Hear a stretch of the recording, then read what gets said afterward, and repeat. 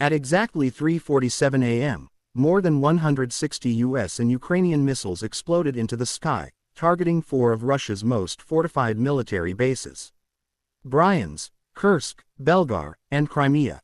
A shock wave measuring 4.88 on the RTOR scale shook the bases, crushed S-400 systems, radar domes and fortified bunkers. Then swarms of AI-powered drones, satellite-guided F-35 strikes, and real-time combat data were emerged across the two countries. Everything happened so fast and so complexly that Russia was stunned. They had no idea what was happening to them. Why? What was lurking beneath the surface? What line did the Kremlin cross to cause this? And why did the United States respond so fiercely? Let's find out. July 21, 2025. The world watched in horror as the Russian military unleashed a new round of brutal repression across northeastern Ukraine. In Kharkiv, entire neighborhoods were flattened in a matter of hours. Columns of Russian armored vehicles rolled through the streets while air strikes flattened schools, hospitals, and shelters. Civilians, women, children, the elderly were targeted, not passers-by. This was not war, it was retribution, and Moscow made no attempt to hide it. Despite months of diplomatic maneuvering, a ceasefire proposal, and humanitarian talks led by the United States, the Kremlin escalated rather than retreated. Intercepted intelligence revealed a direct order from the Russian High Command: destroy any Ukrainian resistance east of the Dnieper River at any cost. U.S. satellite imagery confirmed the deployment of new Russian assault and thermoric artillery units outside Zaporizhzhia, a clear indication that the goal was total destruction. At 9:02 p.m. Washington time, President Donald Trump walked into the West Wing Situation Room. He was surrounded by his generals, advisors, and defense secretary. Their faces were solemn. This was no longer a regional war. This was a deliberate challenge to American influence, deterrence, and credibility. For weeks, the United States had warned Moscow not to cross that line. That line was now behind us.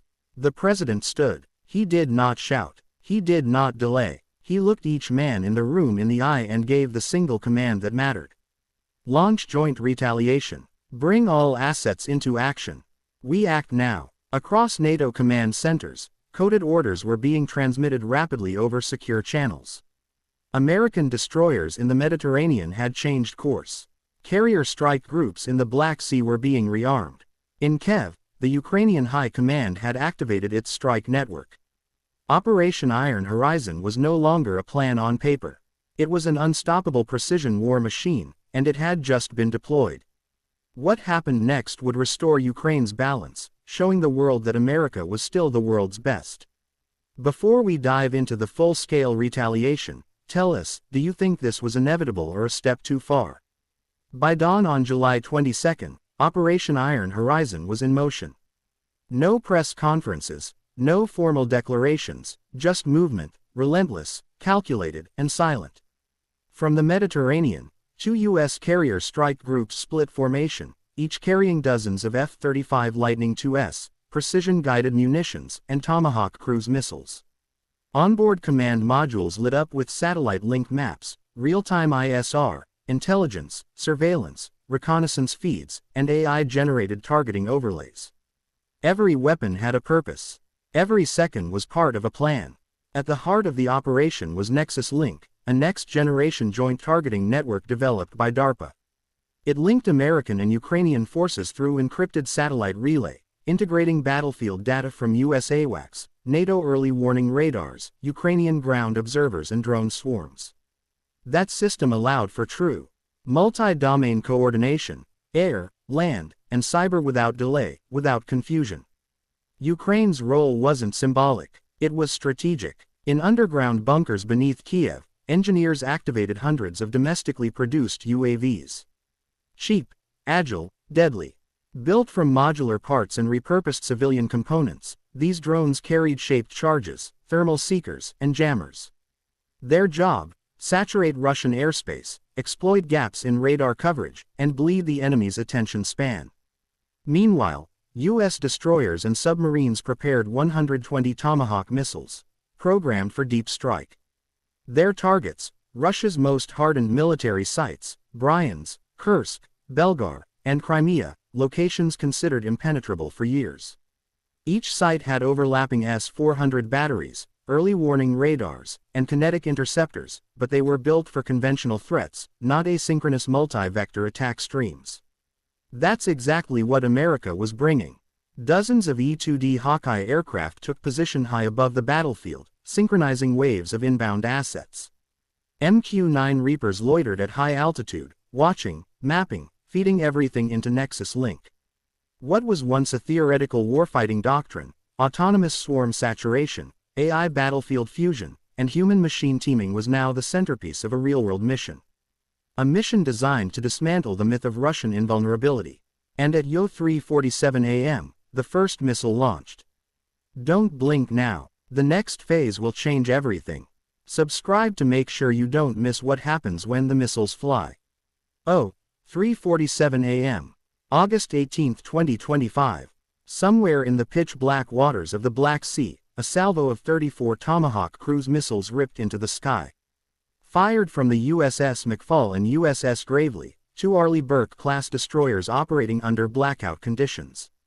These missiles weren't just smart, they were relentless, evasive, and precise within 20 centimeters. Each was armed with deep penetration warheads designed to strike below the surface, not above it. Their destinations, four of Russia's most fortified installations, long considered impenetrable by NATO planners: Bryansk Air Base, Kursk Radar Complex, Belgorod Missile Depot, and the Crimean Naval Command Node.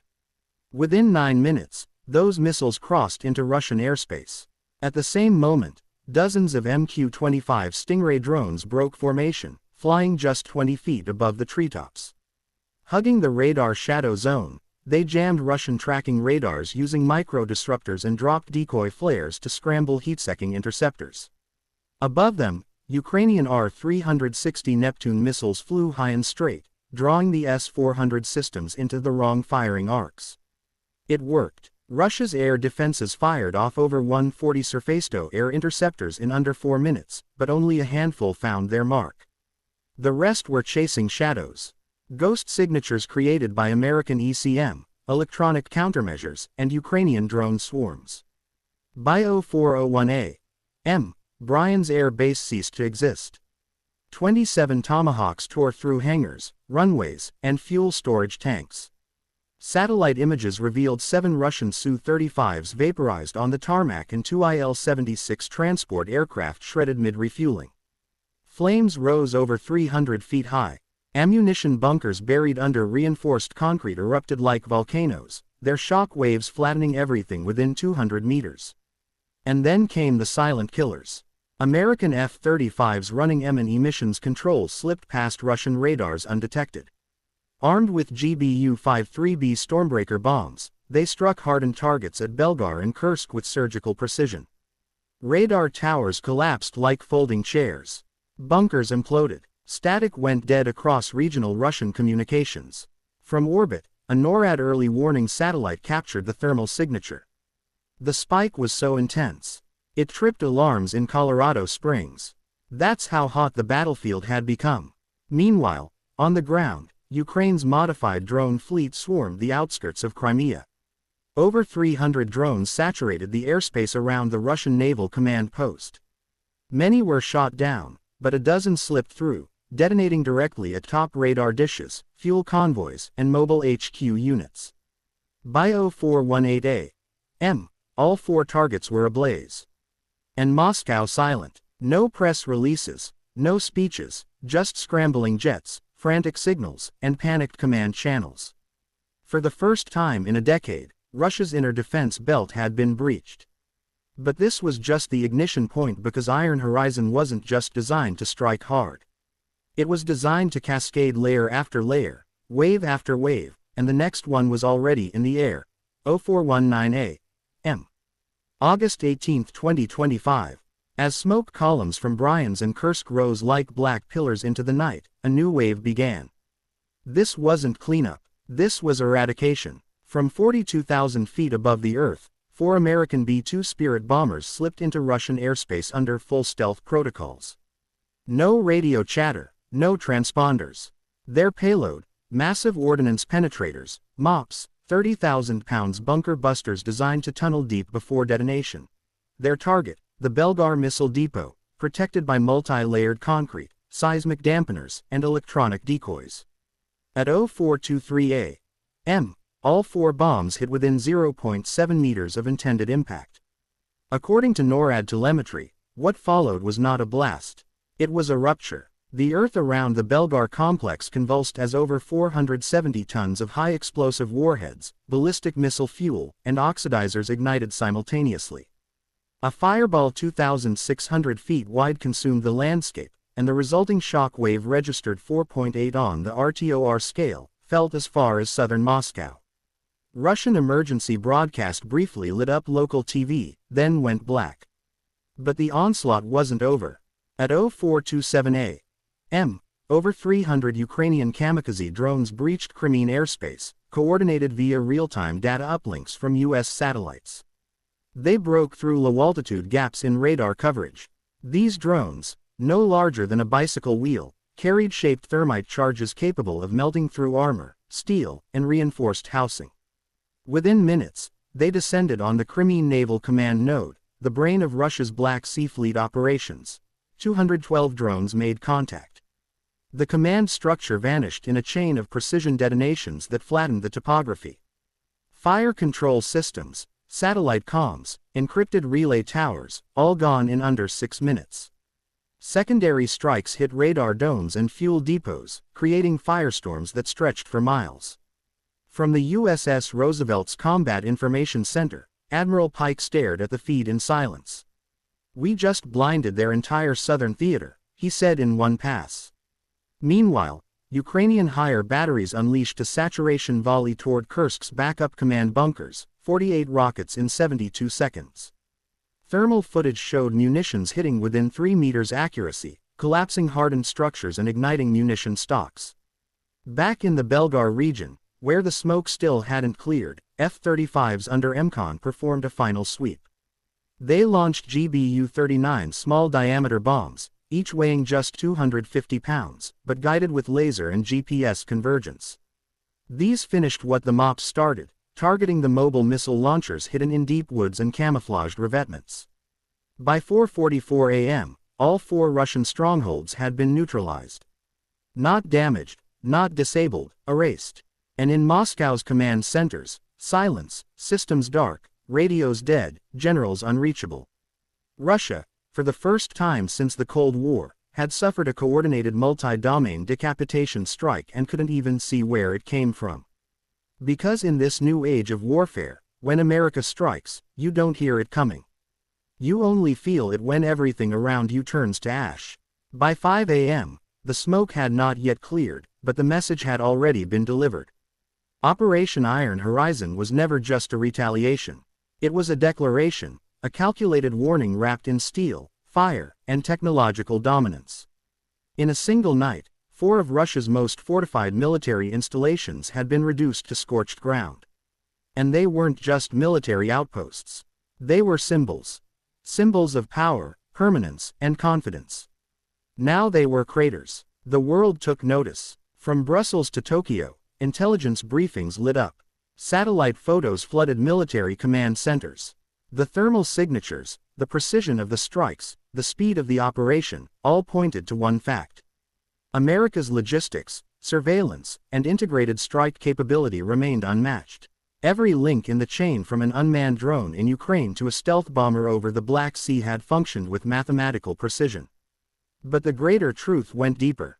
What Russia failed to understand and what the world was now forced to reckon with is that logistics is no longer America's vulnerability. It is its weapon, and when that weapon is threatened, the response is not proportionate. It is overwhelming. This was more than a battlefield victory. It was a playbook made public. Hybrid warfare, autonomous coordination, electromagnetic dominance, and multinational fusion executed in hours, not weeks. For every rogue actor watching, from the hills of Iran to the bunkers of North Korea, the warning was not subtle. You do not strike a U.S. ally and expect restraint. You do not threaten American command and expect mercy. You do not test the integrity of the American machine, unless you're ready to be ground beneath it. And for every American watching, know this. No matter where our flag flies, it is protected. Not just by might, but by mastery.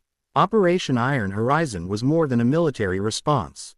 It was a declaration, a doctrine carved in precision, coordination, and undeniable force.